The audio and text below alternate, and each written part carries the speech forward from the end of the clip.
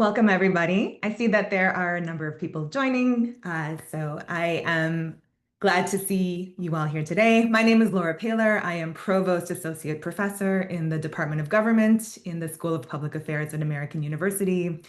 I am also a co-director of the Democratic Erosion Consortium, which is a partnership of researchers, policymakers, and practitioners committed to using evidence to better understand and confront threats to democracy in the US and around the world.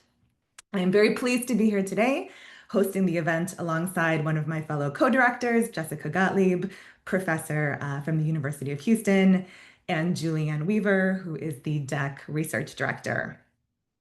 I first want to thank our co-hosts and also give them a chance to introduce themselves and their respective organizations. So first we have Thomas Kahn, the incoming director of American University's Center for Congressional and Presidential Studies, where he is also a distinguished fellow. Tom, would you like to take a 30 seconds to a minute to introduce yourself in the center? Oh, unmute yourself.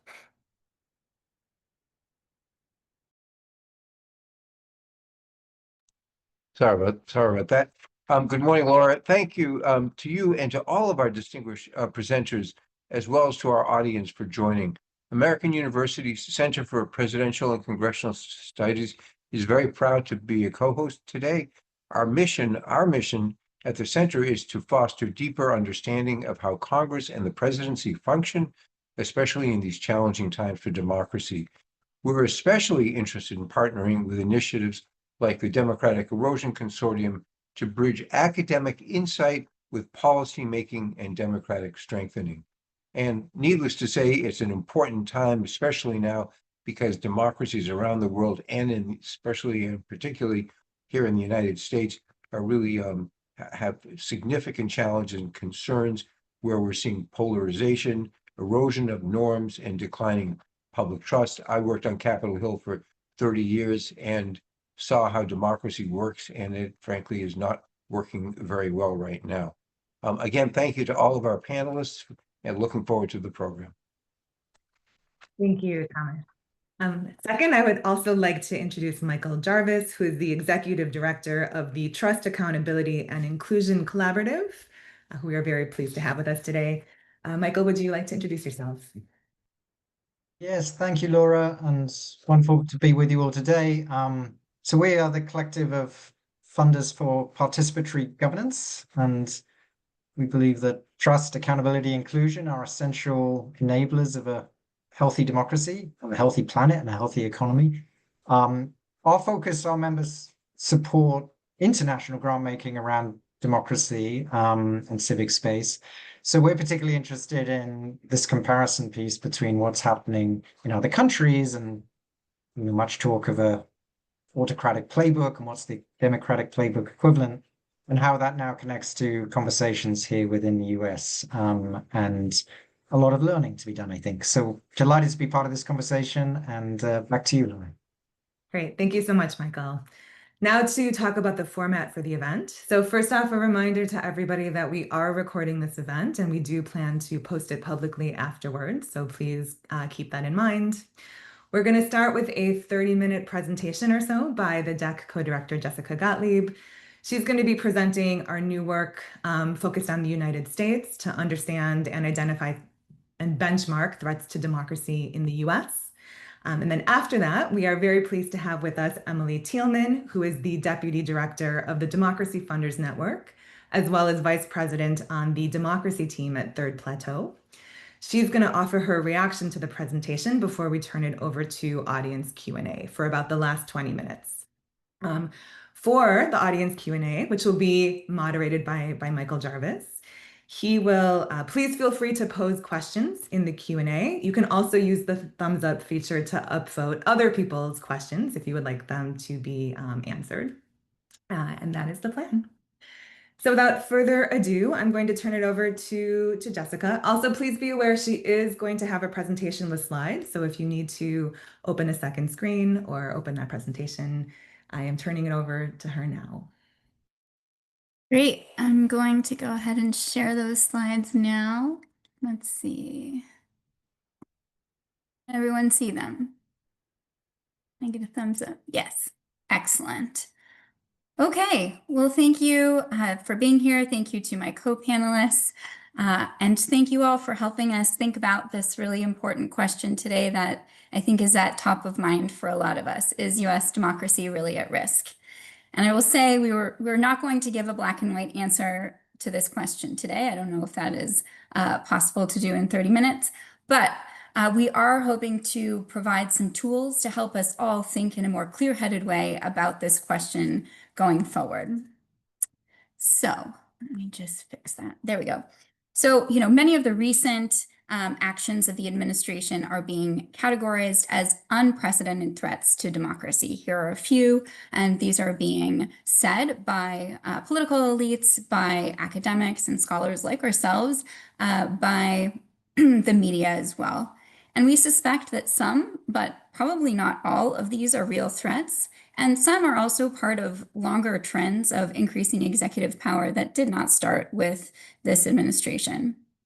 And we also know that the word democracy itself has become politicized, and our information about and views on threats to democracy is colored by partisanship.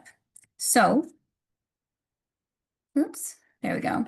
As these actions and events arise, how can we, as practitioners, policymakers, citizens, and as scholars and academics, assess the potential threat to US democracy while minimizing partisan bias?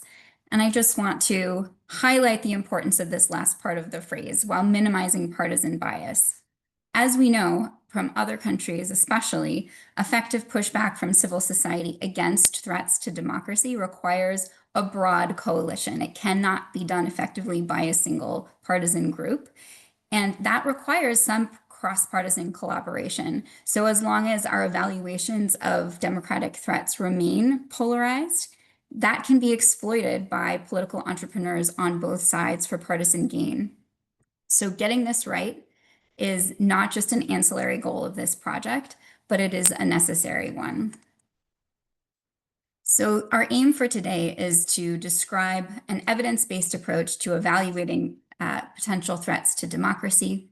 We are going to present our plans to create a publicly available US-focused data set documenting backsliding events since 2000, and discuss ways that we are hoping to address partisan bias. And these are largely uncharted territory, largely uncharted ways of addressing partisan bias. So that's one of the reasons we have convened this group here today. We're looking forward to hearing your feedback on whether we're doing this effectively.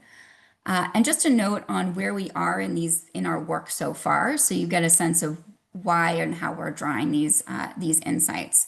So far, we've coded and compiled about 200 events going back to 2000 that document backsliding in the US.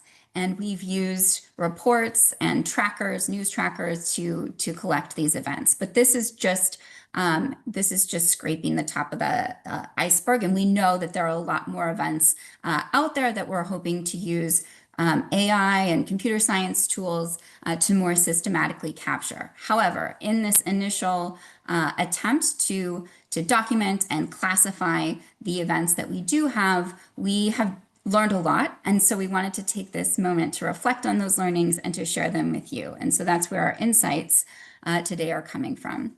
We have three main takeaways from this initial work on legality, that focusing on legality of any given potential threat to democracy is inadequate, because even legal acts can threaten democracy, and courts themselves who are adjudicating these threats can become biased.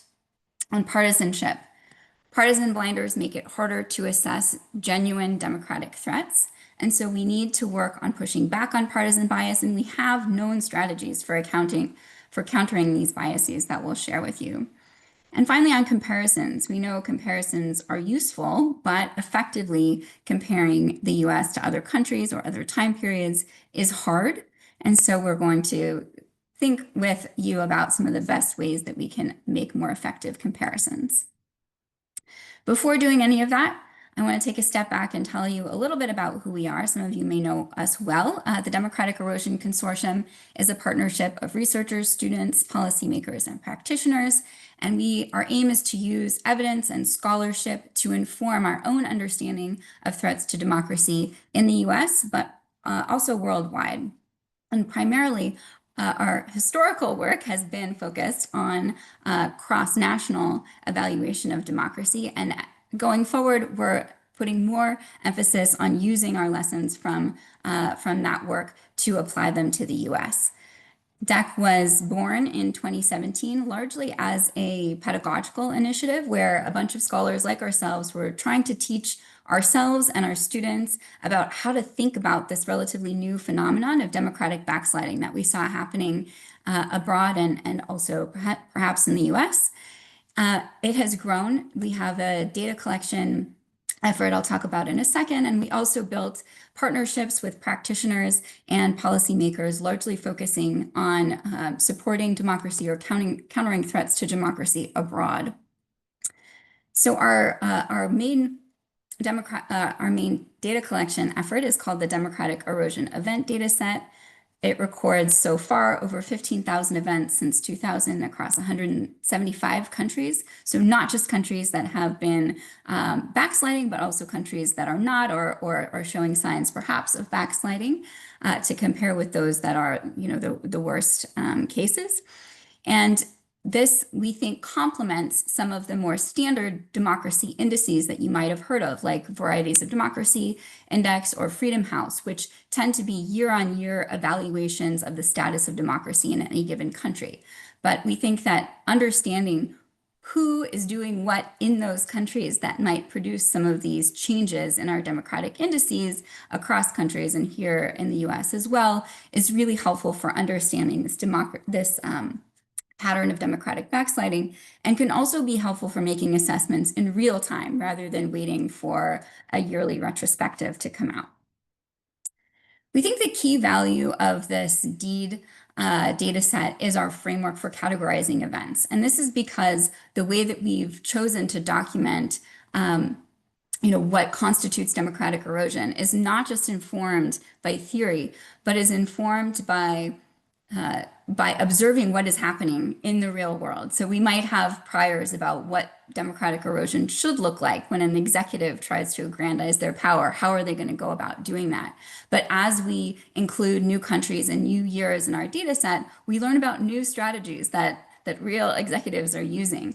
And so those get turned into event codes in our data.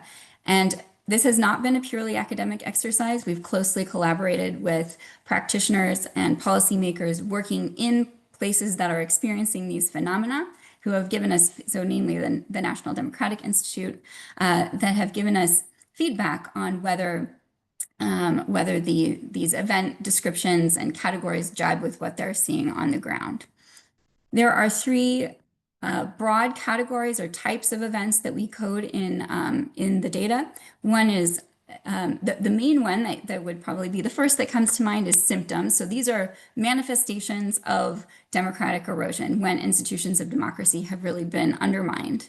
But another that we thought would be really important to include in these data are precursors. And these are things that may not constitute institutional degradation in and of themselves, but can help pave the way for later aggrandizement or erosion by executives. And finally, we capture resistance events, and this is pushing back against any symptoms of erosion. These indicators fall into two main types, vertical and horizontal. So just to define what that means, so we distinguish between attacks on vertical accountability. So these would be things that make it harder for citizens or the media or elections to hold executives accountable, and horizontal attacks. So these would be things that make it harder for balancing institutions like the legislature or the judiciary to hold the executive accountable. Here are some examples of what these event codes look like. So among precursors, our most common tend to be corruption. So here you can see corruption is not usually in and of itself thought of as an institutional deprecation of democracy, but you can imagine how it could a lot of it could pave the way for future misconduct by leaders. The most common symptom in the horizontal category is reduction in judicial independence, and in the vertical category is media repression. The most common resistance event is nonviolent protest. So just as we are going to be applying this very same cross-national event framework to the US. So that's one benefit of having these two data sets speak to each other, is that we can find parallels between what's happening in the US and what's happening abroad. But in doing so, as we started to create our US-specific data set, especially as American academics, we became acutely aware that many of these events have different interpretations depending in which partisan arena you sit. And I'll give you an example. So there's, in the Obama administration, there was the DAPA legislation that tried to provide legal status to about 4.4 million parents of children who are here legally. And this eventually was blocked by the courts. So you can imagine that a left-leaning coder of this event might say that this is a resistance event that's trying to expand civil liberties, whereas a right-leaning coder might say that this is an example of executive aggrandizement and executive overreach that's undermining the oversight of the legislature or Congress, who is supposed to be making these sorts of laws. So I'm not adjudicating this now, but I'm saying that this makes it clear how a lot of the events and actions that we're seeing both today and historically in the US could be coded in a partisan way, depending on who in the eyes of the beholder, and that we want to pay special attention to that as we develop this data set. And that's what we're going to talk about now, is how we're paying attention. So one lesson that we've learned is focusing on legality is inadequate. Many erosion events are illegal, but many are also legal. And courts themselves who are adjudicating these events can become biased. So here are some examples of headlines that show the focus that especially the media has placed on the legality of administration's actions in the last 6 months. We also have seen these litigation trackers that are observing how these administration policies are faring in the courts. And we want to argue that this focus is on legality of events is inadequate if we're trying to assess their implications for democracy.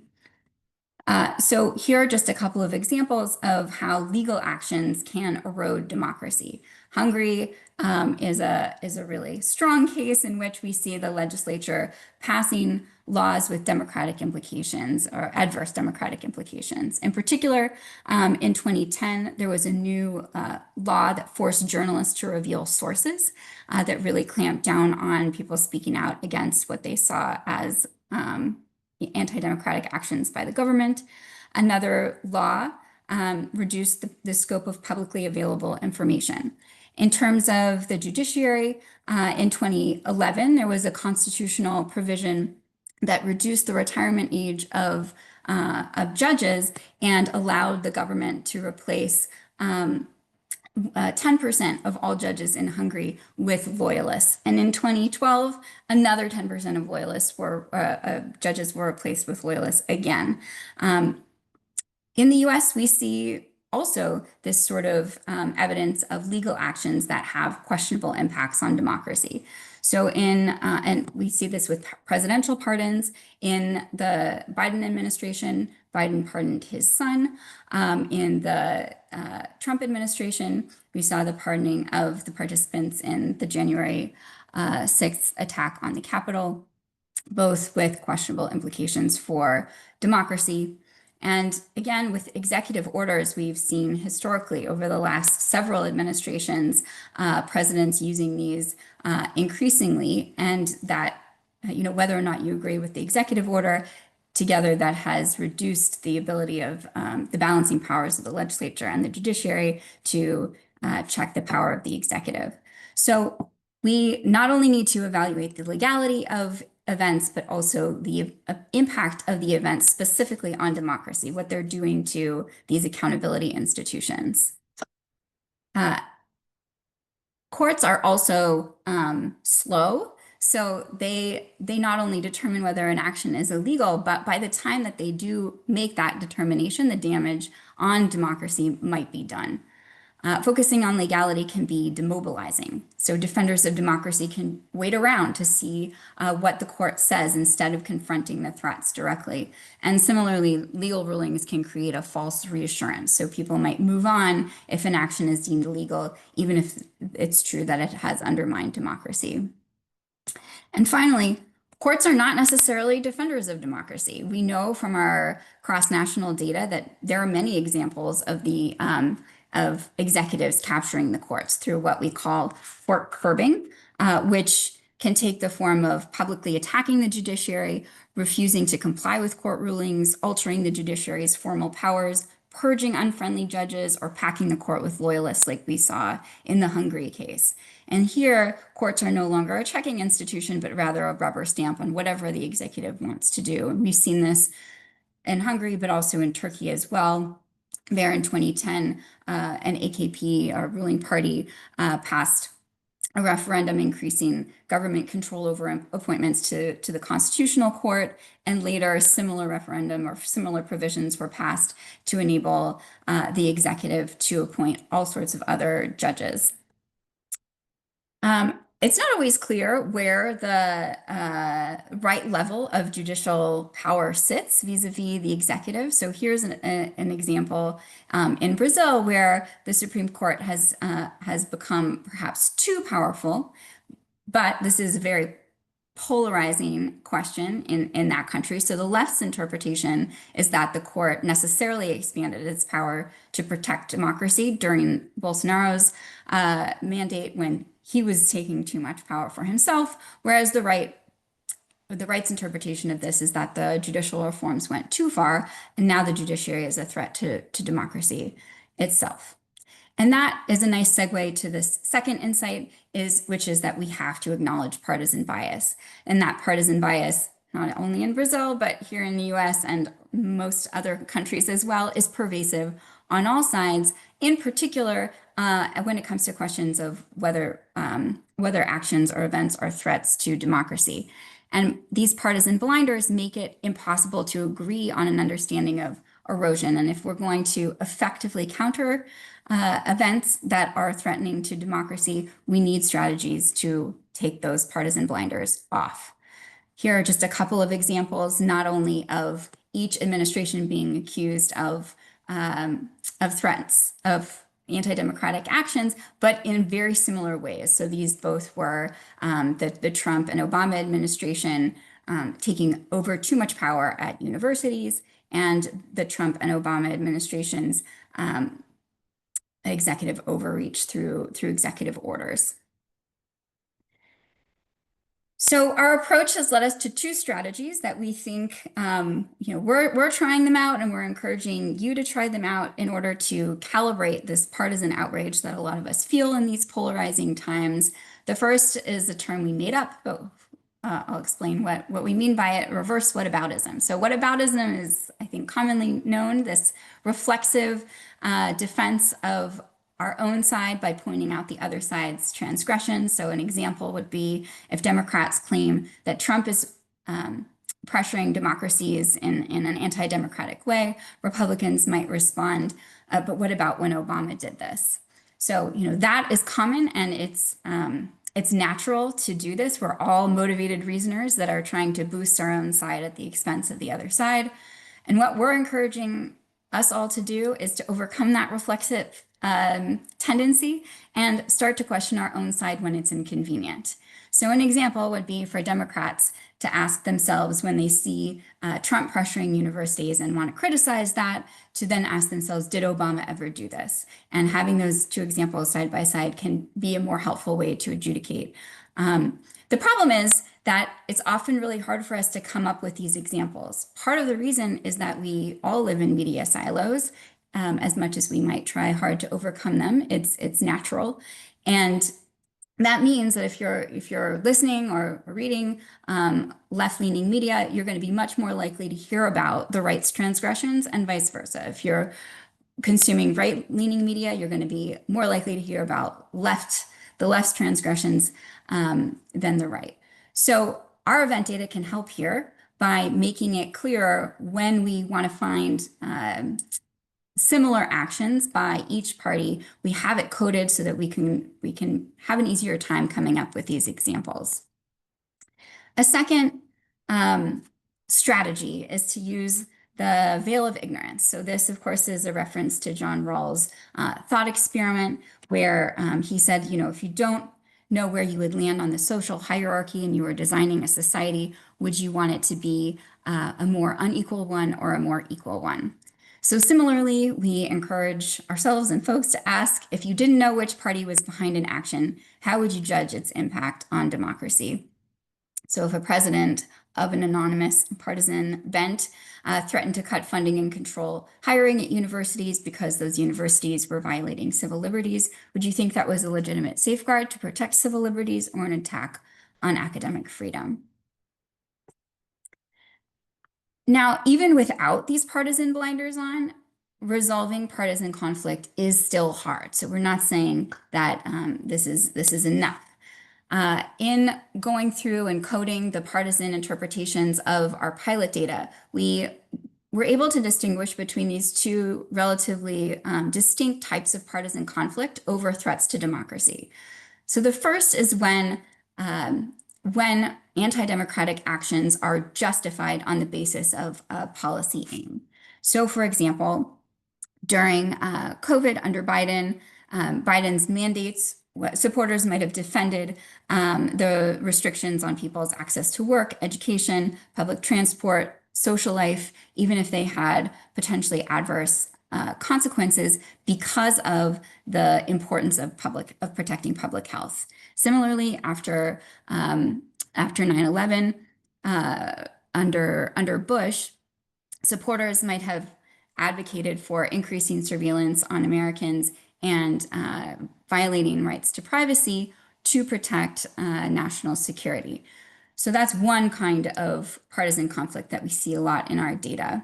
But another that might be harder to adjudicate is when partisan disagreements constitute trade-offs over different democratic principles. So voter ID laws are a good example of this. On the one hand, we have supporters of voter ID laws arguing for them on the basis of one important democratic principle, which is electoral fairness.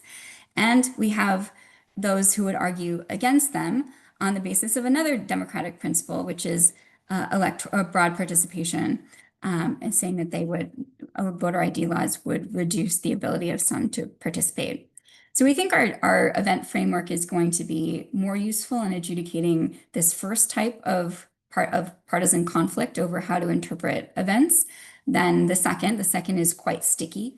And for those thornier conversations, we're hoping to organize cross-partisan expert working groups, which I'll talk about at the end. The third insight that we've gained from this first attempt to code U.S. events is to avoid reflexive and extreme comparisons. It's tempting to compare the U.S. to the most extreme cases, but meaningful comparisons are going to require casting a wider net, especially to other consolidated democracies that look more like the U.S. So here are a couple of examples from the media comparing the U.S. to Turkey, to Hungary, to North Korea. And it's natural to want to compare. At the Democratic Erosion Consortium, we are all comparative politics scholars, and that is our business, comparing countries and events to other things. But as we know from our own work, good comparison is really hard. And there's a tendency to, just a reflexive tendency to want to, if we're trying to make a point, to use the most extreme case to make that point. But as we can see from the military parade example on the last slide where the US got compared to North Korea, some of these comparisons are quite disingenuous. And so when there are more well-founded comparisons, then it's like crying wolf. If we're always comparing the US to the worst cases when it's defensible or not, those comparisons might get ignored when they're more defensible. So what do? We should evaluate events across a wide range of countries, not just the worst ones, but some of the best ones or the most consolidated democracies. And we've done this for 2 examples, just to give you a sense of what this might look like and how our data could be used, the cross-national data paired with the US data. So in March 2025, the president posted on Truth Social that judges who rule against his administration should be impeached. And we looked to our data to see where else we might have seen this, and we found examples in Argentina and Brazil. We did not find other examples in Western Europe. So that suggests that this might be an event that's less common in consolidated democracies and maybe a worse threat.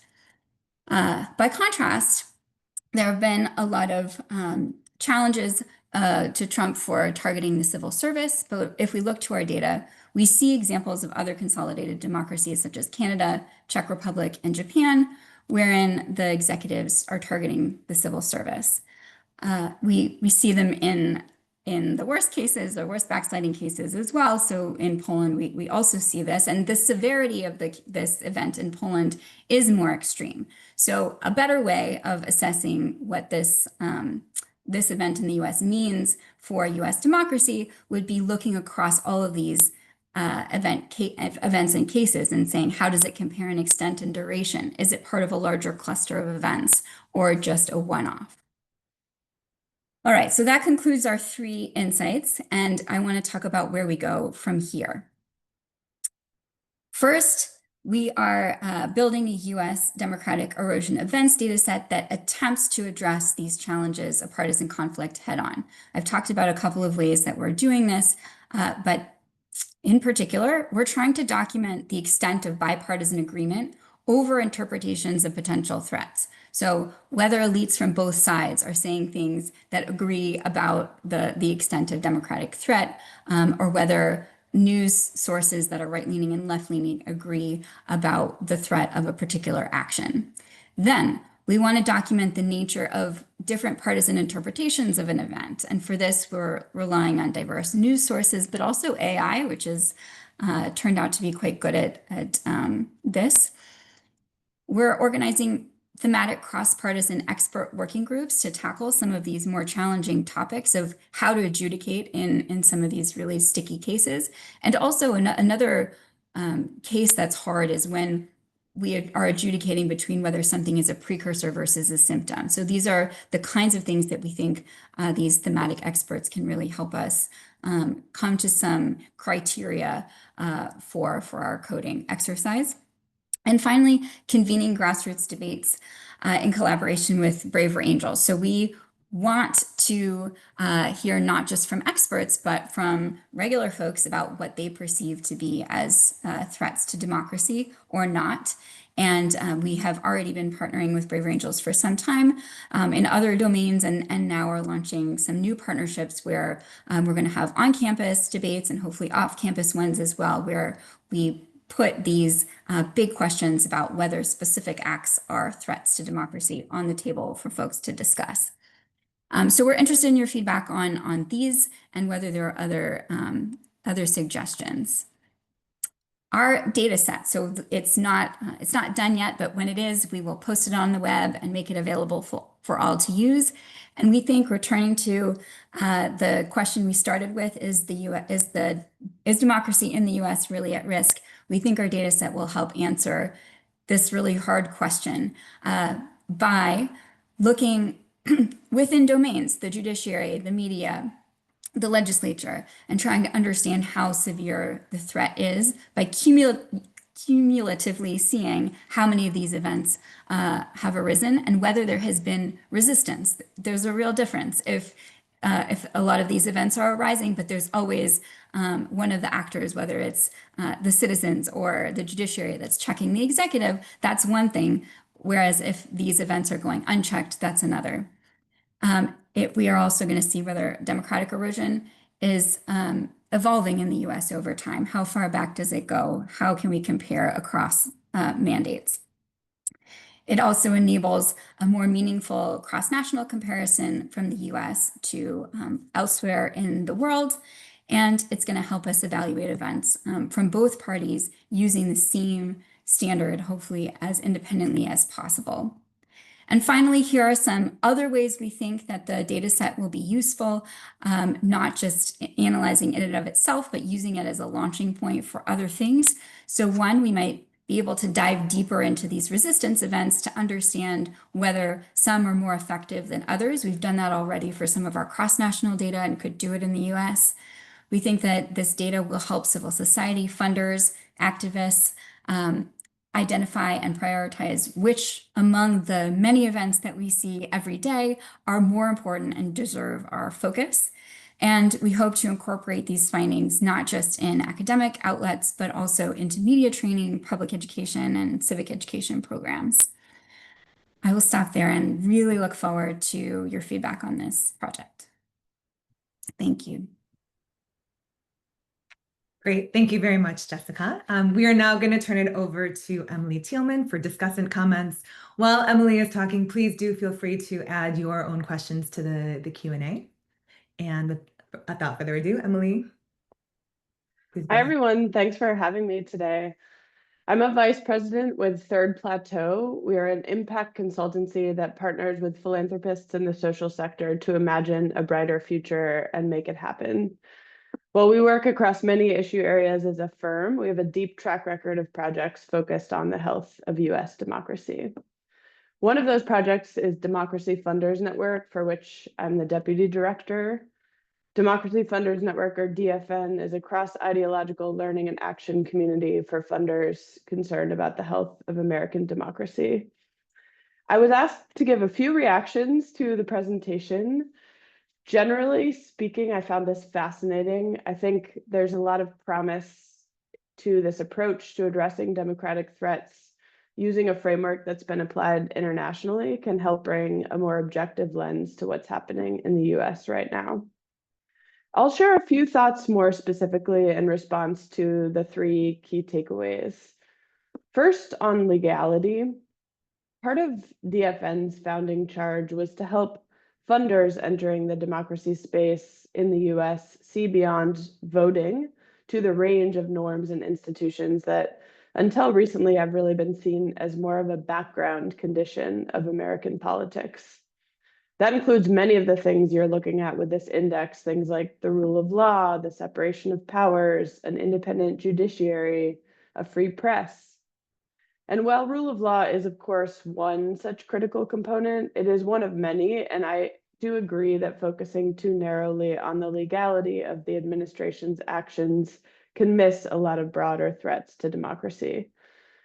A surprising amount of democracy has actually been a normative practice in the US. For example, there's many things that a president can technically do, but just historically, none have ever tried, or at least for most of American history, they have not tried them.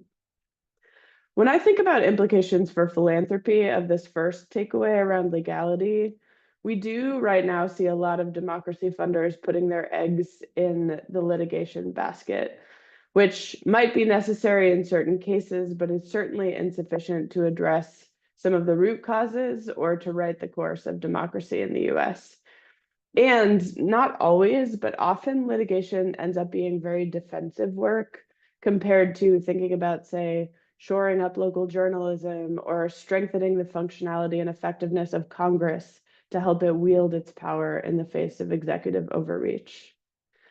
The only nuance I would add on this first point is, while I agree there's a lot more than legality to think about, I do think there's moments when focusing on legality actually helps differentiate things that are unconstitutional from things that might just be politically unpopular or even just careless or haphazardly constructed policy.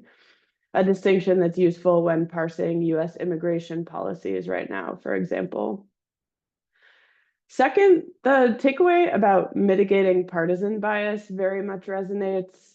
One of DFN's founding principles was to disentangle democracy from preferred policy and political outcomes.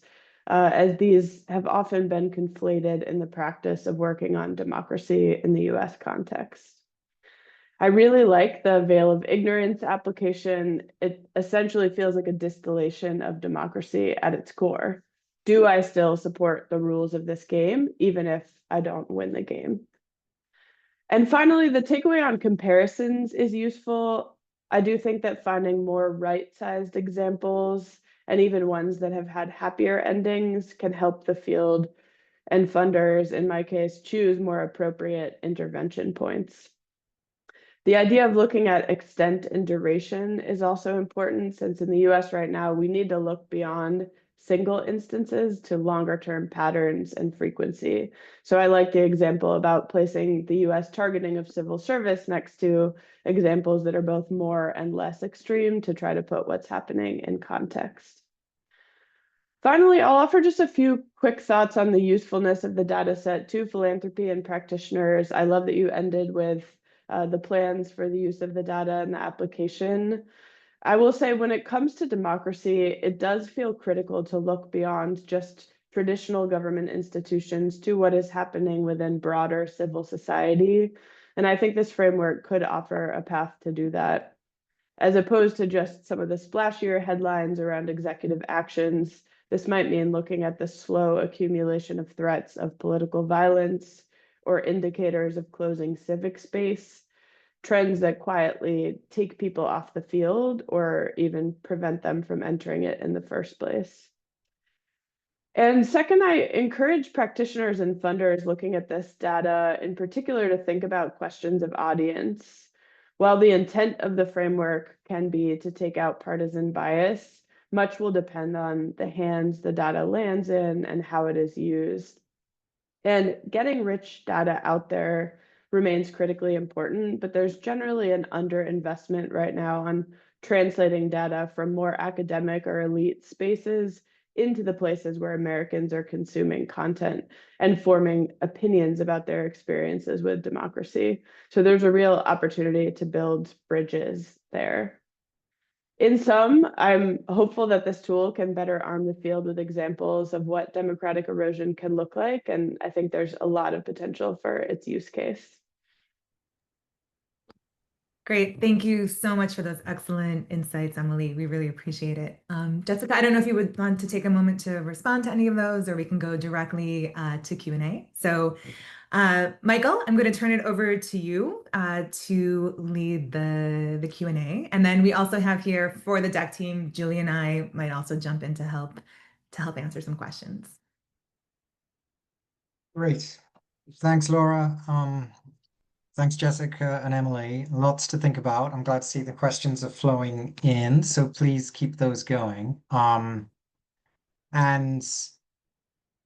I think there's some patterns even starting to emerge around the types of questions that we're seeing here. So there's one set that's around tools. So Jessica, there's a question around the use of social network analysis. There's one about how exactly are you using AI. So I wonder if you might respond to that. And then there's a little clustering about the scope of the approach. So Lily asked about, are you going to track the responses to the events or simply the events itself? Is that too much? But it would obviously be an interesting aspect to look at. And I had a question myself on how much time do we need of coverage of the data set for you to feel it's valid and like start to see the patterns that are emerging. So maybe we could start with those that are quite practical, sort of about scope and tools, and then we'll come to some of the ones about how we might use this. Absolutely. So tools. We are now officially working with a computer scientist who is helping us use some of these tools that I am not an expert in, but I'm hoping to get up to speed on quickly. So we're through all of this, we're testing the tools, and the tools are all fallible and good at some things and not as good at other things. There are different stages of this process. So one stage is just consuming a lot of news data and trying to figure out which of those news data to pay attention to. And that to identify news data, AI is not great at. If you ask a large language model to give you examples of things, it'll give you examples of things, but it will not be comprehensive in scope. So we're relying on event and news aggregators to do that and passing it through an initial process using some computer science tools to identify, for instance, a similarity between text data and an idea like authoritarianism. And that reduces the dimensionality and gets us some smaller level of event data to pay attention to.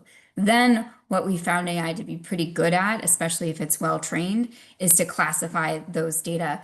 It does a really good job at putting our event data into our coding framework. It does less well at identifying whether those data belong in the data set at all. So we're still working on how to train whether something is an expression of erosion and then should be classified, or whether it shouldn't be in the data set at all.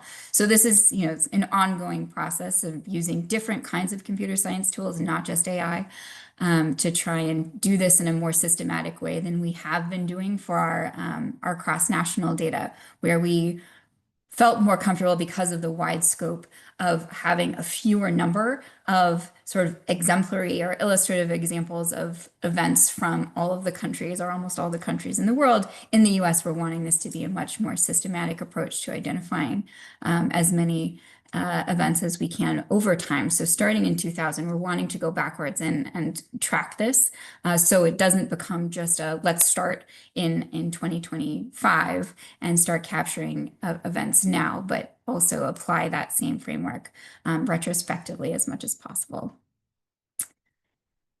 So that's the question about tools. Was there a second question, Michael? It was about scope. Like, would you look at responses to events, and like how easy is it to start to spot the patterns, not just the individual markers?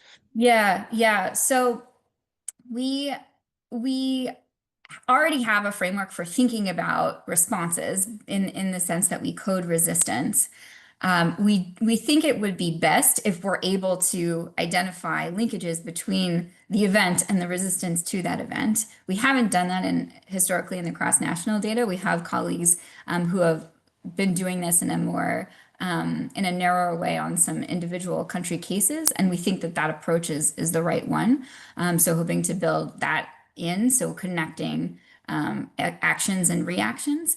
In terms of clustering, one thing that we've done in the cross-national data that we could also think about doing here is trying to observe where patterns of, dense patterns emerge. One thing we want to understand is, do certain types of actions generally precede other types of actions? And theoretically, you can think about why that might make sense. Like, you might want to repress the media first, which makes it easier to do a lot of other things that when you're not going to have, lots of eyes on what you're doing.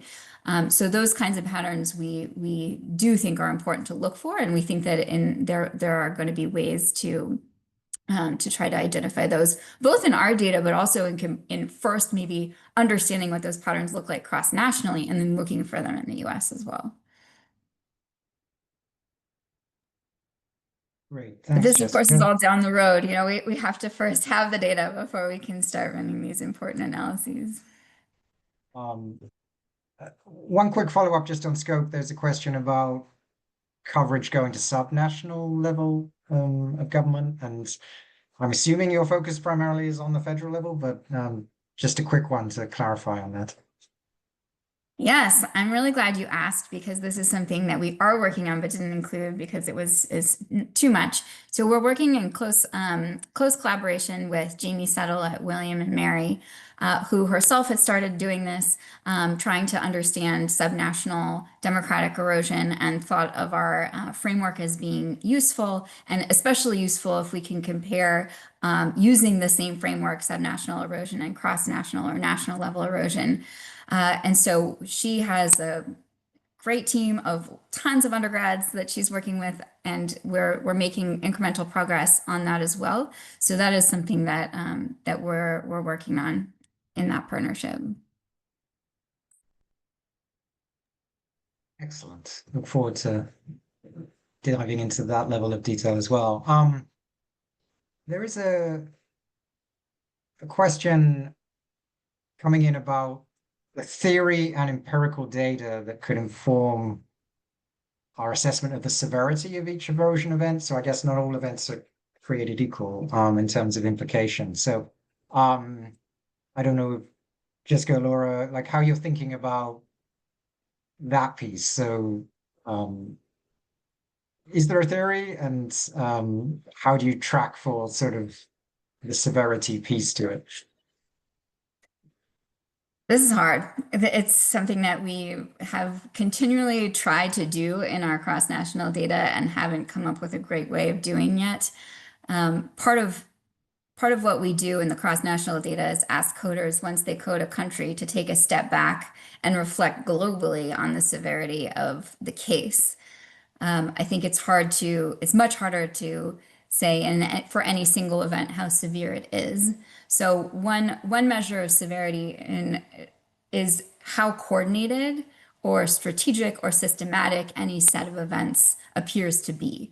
In an early analysis of our cross-national data, we found that there were really distinctive types of erosion where you'd have leaders that just were sort of opportunistic, where maybe an economic or health shock allowed for the executive to have more leeway in taking more power for themselves. But it was really a one-off sort of thing and not part of a strategy of eroding checks on their power.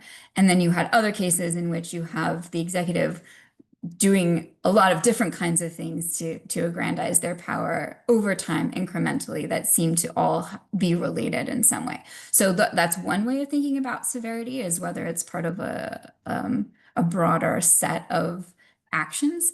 One thing I didn't mention in our data set, both national and cross-national, is that we also code actors. So we can start looking for whether there's also patterns of actors, whether there's certain actors that are consistently targeted or certain actors that are consistently perpetrating these sorts of acts. I don't know if my colleagues have other thoughts on how to think about severity. If others, in the room want to send us their ideas, please do. Maybe just to quickly jump in, that I think it's related to the question that a lot of people have been asking about, how are we tracking resistance to democratic backsliding?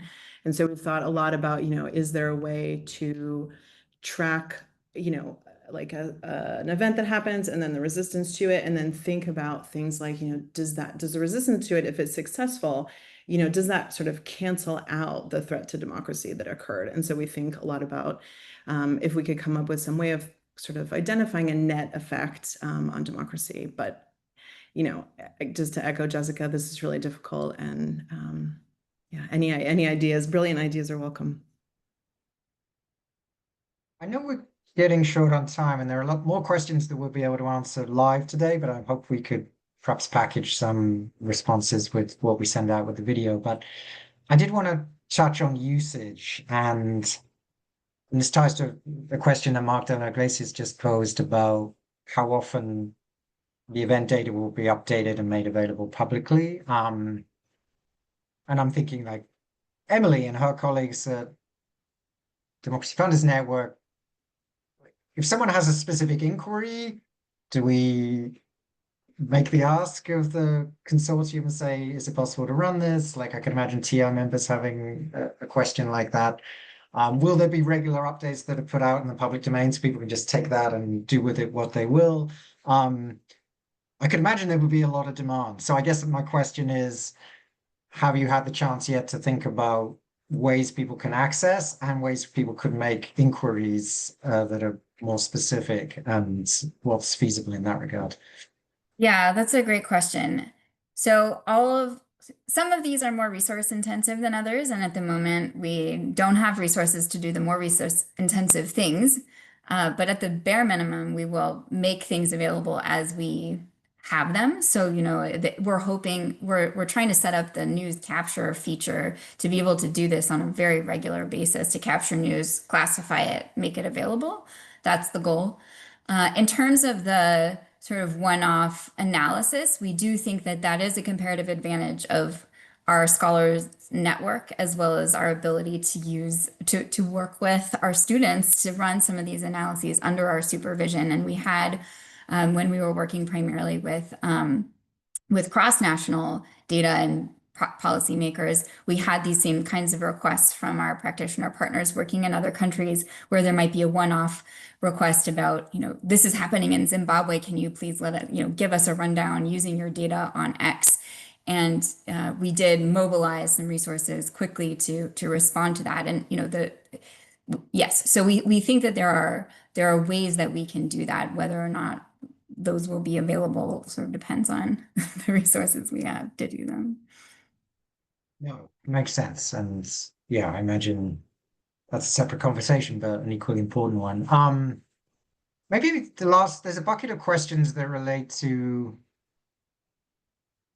particularly if you're scraping from media coverage, like how do you account for partisanship, including like how things are framed in those media and like whether it's actually done in good faith in terms of that reporting. I think you touched on it a little bit in the presentation, but perhaps just to say to what extent can you treat for that would be helpful. And then maybe I'll just turn it back to Emily to see if she had any thought about usage, and then Laura can close us. So, but quickly on that partisanship, Jessica.